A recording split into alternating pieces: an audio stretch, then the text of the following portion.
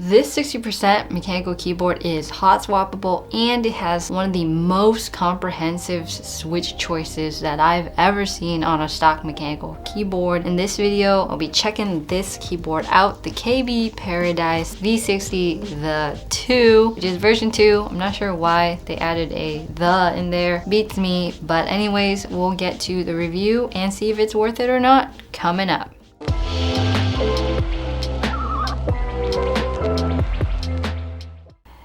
This is Betty from Switch and Click, and KBParadise reached out to us asking us if we wanted to review this 60% keyboard. And by now, I gotta say, I'm pretty darn sick of 60% keyboards because they're just not what I want to use on a regular day basis. But I checked out their sales page and I was like, you know what? I actually want to try it. So I said yes. I wanted the box Jades, and we got the box Jades. Here we are. It's super clicky, super loud. I did change out some of the stabilizer keys with the included extra KL switches that they provided just to see what it would sound like if it wasn't clicky. And I gotta say, I regret the decision to pick a keyboard with all box Jades just a little bit, but it's a nice experience. Yeah, if I were you and I bought this board, I would not go for box Jades unless you really know that you love them. I don't. It was a little experimental, but we're gonna review this a little more objectively than that without really taking into concern that I don't like box Jades. Now that I know, now I know. Anyways, we're gonna jump into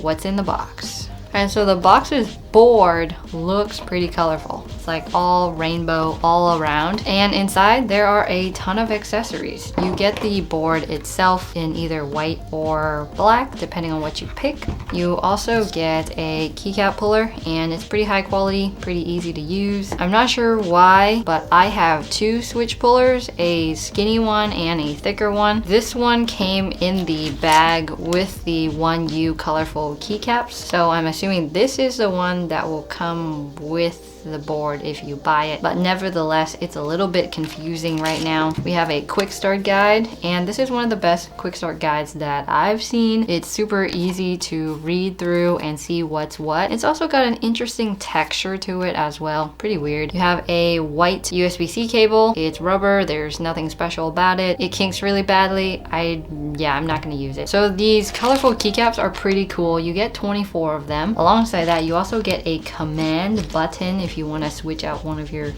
Windows keys for command or whatever. The problem with these though is that it's sort of hard figuring out what row goes on each row because it's OEM profile, so they are sculpted. So the row does matter, and I for one was not willing to sift through all these keycaps and decide, oh, this is a row 2 keycap, this is a row 3 keycap. So I was like, just push that aside, whatever. They also provided me with some of their die sub replacement PVT keycaps, and I've installed those on the keyboard right here on spacebar, enter, and the escape key, and it looks pretty cool, although I believe it's in another profile, so it looks a little bit strange right off the bat, but it feels relatively nice and it looks good as well. If you don't opt to buy those, then it does come with the corresponding original keycaps that are on there, which are white or black depending on what you go for. And that's pretty much all you get in the box. It's really straightforward, really easy to just pick up, plug and play, and you're good to go. But there's a little bit more than meets the eye, so we're gonna jump into build quality and design. All right, build quality and design. We got an all white case here. On the back you can see that there are no kick-up feet. You do have 4 rubber feet here, and you got an interesting design on the back here with the different angles, and there's also a sticker of a mountain and a bridge and people crossing the bridge, so an interesting addition there. Honestly, when I looked at the product page, I thought this would be sort of interesting. I had no idea what it would be, but it's a sticker and you can, I guess, stickerize it with whatever you want. They do give you extra stickers of the same kind. It's a little mind-boggling, to be honest. And that's it for the back. On the top left, you have the USB-C port, and it's fairly flush with the case, so pretty much any cable is going to fit this board. On the side, you can see that there is a angle here, so there's no customizability of the angle, but you get some angle. And it's pretty close to having a brick looking design, but there's a little bit more contour, more cuts, more lines here than just your typical brick. A little bit more interesting than your typical brick, but nevertheless still very brick-like. On the top right here, you have your logo, KBParadise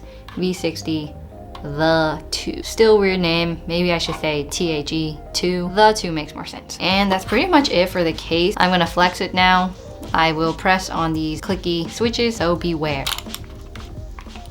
Case has a little bit of flex, but overall fairly sturdy. Those are some loud switches. I know, they're really loud. The design of the case doesn't really impress me at all. I've seen plenty of 60% keyboards as of right now. So many, just so many. And you know, with the whole 60% thing, like, you have to stand out to really make people want your board. You gotta make a statement of some sort, something different, not just be like a regular brick 60%. It's hard to set yourself apart because, you know, this size factor is very rectangular. You know, it just is what it is, and whatever. Design is design. Let's move on. All right, when it comes to keycaps, these are double shot PBT and shine through keycaps. The legends are actually super clean and seamless. There are no separations between your letters or your numbers or anything. All the mods such as Shift, FN, Alt, Control, they're all lowercase. And I gotta say, that bugs me just slightly, but if you're not gonna notice it, it's no big deal. The spacebar isn't warped. The legends are really clean. With the RGB on, there's like no shadows anywhere on the legends themselves, so no complaints there. There are side printed legends for the secondary functions, and I like it. It reminds me a lot of the RK61 in the way that it looks. It reminds me of that a lot. But the side functions are pretty nice there to see. They're just keycaps. They are OEM profile. It's probably what you're used to.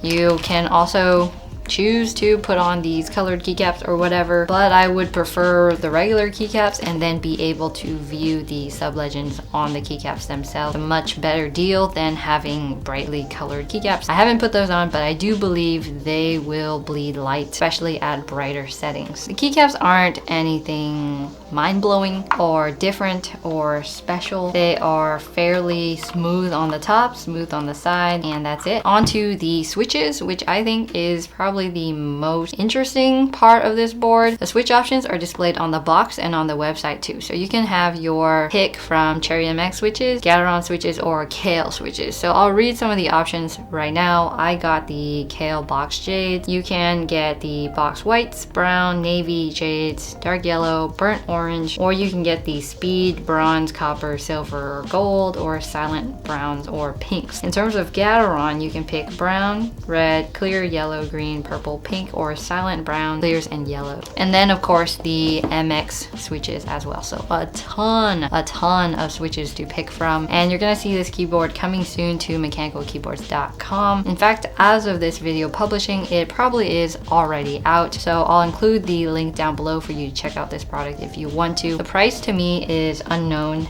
I believe it'll be around $100 to $110. If I had to guess, that would be what I would put it at. So hot swappability is a huge factor of this board. There are a lot of hot swappable 60% out there. It's pretty competitive, especially with Keychron coming up with their 60% coming soon, and Ducky getting into that hot swappable area. There's just a lot of competition. But anyways, these are hot swappable, and it's 5-pin hot swappable socket. It's pretty much gonna fit any switch if you want anything, pretty much, except optical. Don't get optical switches and put them into this board. It's not gonna work. So I did pick Box Jades, and honestly, I would recommend that you pick a linear switch or something like that, because it would sound a whole lot better. Keep in mind that I did replace some of the stabilizer keys with different switches just to try out how it would sound. So the spacebar now has a linear switch of some sort. Backspace is Box Jade. Enter is also a linear switch. Shift and both shifts are some kind of tactile switch. So a lot of changes. Typing test, go.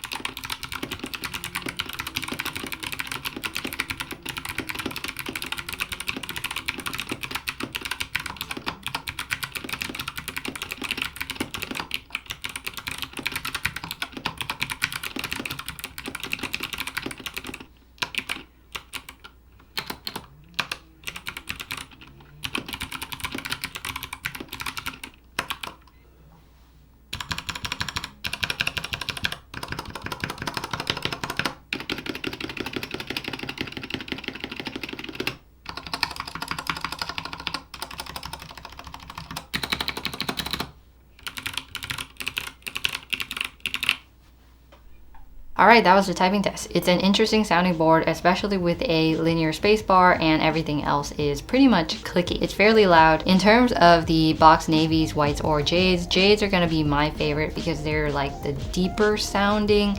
They're also a little heavy as well. I don't like typing on them because there's a lot of pre-travel before that click bar. So I tend to lift up my finger before the click, and that causes me to have a ton of typos. It's not my thing, and it's just preference. I would go for linear all the way, or silent. That'd be pretty cool. But if you're into the clickies, go for it. It's a nice switch. It feels really clicky, and it's gonna annoy whoever sits next to you a ton. And the best part is it doesn't need to be lubed because, you know, you're not gonna lube your clicky switches. Awesome. One downside with having a clicky spacebar is that it added a lot more rattling. So we're gonna jump into stabilizers. There are 5 stabilizers on this board. Like any other 60% keyboard, there's left shift, backspace, enter, right shift, and spacebar. With the box shades in the spacebar, it was pretty loud and pretty rattly. With the linear switch, you can hear a little bit of that rattle, but it's not as bad. So I know we heard the typing test already, but we'll jump into some spacebar sounds or stabilizer sounds right now.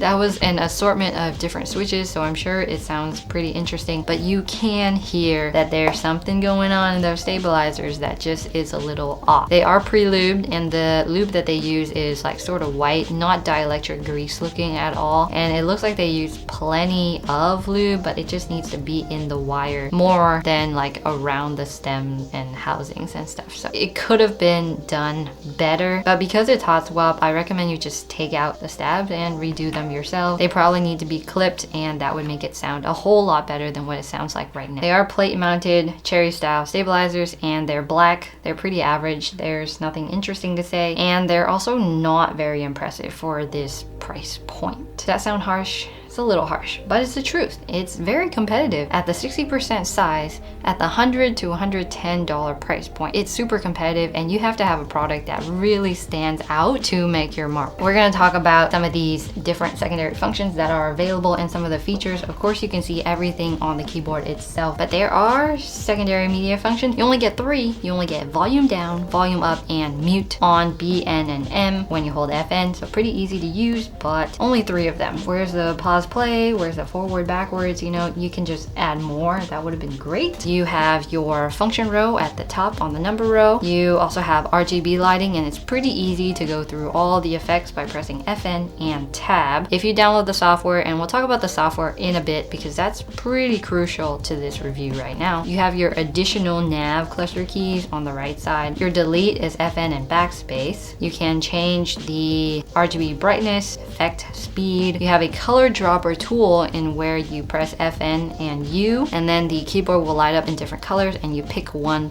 as like the static one. It's very similar to the Ducky 1-2 Minis function of doing that, and I like that a lot. It's super easy to pick a white static backlight. It only works on effects where there's a single color though. You have your secondary arrows on I, J, K, and L, but you also have the arrow function. If you hold FN and enter, then that changes Shift, Alt, Menu, and Control on the right bottom corner to arrow keys. So it's not a tap function like the M Pro 2 or the RK61. It's a, like, it changes the functions of the keys to arrow keys, and whether you tap it or hold it or whatever, it acts as arrow keys. But it's really easy to go back and forth for that. Alongside that, you can go between 6-key rollover and N-key rollover by holding FN, Z, or X. I'm not sure why you would ever choose to do 6-key rollover versus N-key rollover. Using the software, you can decide whether the polling rate is 125 Hertz or 1000, and there's 4 levels in between, but obviously you're gonna go with 1000 because it's faster. There's Windows lock, hold FN and Windows key. You can switch the functions of Windows and Alt, and they're saying that that's just better for using it with Macs. I haven't tested this board with Macs, and I don't think I will, but it works with Macs, so that's cool to know. And then you can reset your keyboard by holding FN, left shift, and enter. So really easy to read, quick start guide. Love that. Onto the software, and this is where this keyboard just breaks down for me. Because usually, as you know, I'm always a little bit hesitant when I download software from a site that, you know, is a little bit sketch. And then not only that, but after I download it and I try to install it, Windows sees it as a threat, but sometimes I'm like, oh, I gotta test it, so, you know, run anyways, right? But then I was messing with the macros and the RGB and the remapping and all of that, and then Windows Defender suddenly says, oh, you got like a virus, a Trojan. Let's quarantine it, let's remove it. So you know what? It did that. But other than that, other than fearing for my computer and my business and my life, the software is not bad. It is easy to use. You can program your own custom RGB effects, your own layers. You can do macros. You can take away the response time between letters on your macros, or you can leave the delay in there. Remapping is a little bit more effort. It's not as easy to remap the keys as I would have liked. But you know what? None of that matters because I don't even have the software on my computer anymore. My computer is like, nope, we're not doing this because it's sketchy. I'm not gonna re-download it or reinstall it or do any of that because it's not worth it to me. And it's frightening, I guess, when you decide, oh, I'm gonna test this software for this company and it's like, I guess, a virus or something. But I don't need my life flashing through my eyes when I'm testing a keyboard. It's just not right. So all you companies out there with like sketchy software, make it less sketchy. That might be a little bit better for all of us. Thank you. I mean, go ahead and comment that I don't know anything about technology or software or whatever, but you know, I'm gonna trust my computer and its antivirus software over my own decision making sometimes. So it is what it is. I tested the software, you know, at least I tested it. It sort of ruined it for me after that. I was just like, you know what, I'm done. I'm gonna film this review and I'm done. Probably not gonna use the keyboard again or download the software again. And I thought about emailing them, but then I was like, it's my review. I'm in charge of my own experience and what I say about it. So this is what I'm saying about it. So what's the verdict? I don't know the price of this board yet, but I think it'll be 100 to 110, and for this price point it's super competitive. For a 60% board, I personally would have went out and bought the GMMK compact. It's top mount, 5-pin hot swap, USB-C, all that good stuff. I'm pretty sure it's updated to have all those features. When I reviewed it, it didn't, but I believe now it does. And you can get the bare bones kit for $60. They have plenty of switches available on their website as well that you can pick from, all Kale, all Caterons, and you can probably buy Cherry MX, you know, from somewhere else. That's what I would pick, or I would go for the GK61X build that I did back in December, and I would link that right here. Also link you the GMMK compact review back in the day, but I believe it is updated now. That's what I would recommend. The software is reliable. I trust their company to not hurt my computer, and that's what I'm going with. It's a good board. It really is not a bad board, and the features were nice and the additions were nice and everything was sort of nice, but I had to go and ruin it. So I'm disappointed and I'm frustrated, and now I feel like I need to pay a lot of money for antiviral software, anti-malware software. Like, do I need to download and pay for all those things just because I want to provide a higher quality review? It's frustrating. Anyways, thank you so much for watching. I'll be over there trying to fix my computer if anything happens to it. Thank you so much for watching. I appreciate you for being here. If you're looking for a really nice hot swappable 60% keyboard with a ton of switch options, go for the GMMK compact. Link down below as well. Thanks so much for watching, and I'll see you in the next time. Bye!